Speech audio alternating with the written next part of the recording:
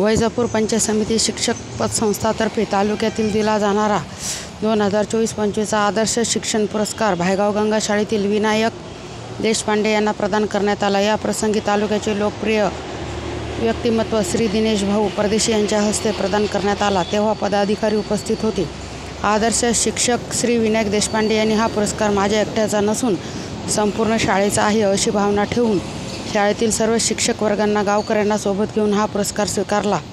शालेय व्यवस्थापन समिती अध्यक्ष श्री रमेश कदम, मुख्याध्यापक श्री रामेश्वर राऊत, केंद्र प्रमुख श्री भगवान कोळसे, ग्रामस्थ सुदाम कदम, शिक्षक सचिन मुंजाळ सर, गावकरी उपस्थित होते। पतसंस्थेचे संचालक नारायणराव साळुंके यांनी उत्कृष्ट नियोजन करून सर्वांना सन्मानित केले। या प्रसंगी राज्यस्तरीय शिक्षक नेते श्री मधुकरराव वालतुरे हे उपस्थित होते। प्रतिनिधी बाळासाहेब कदम।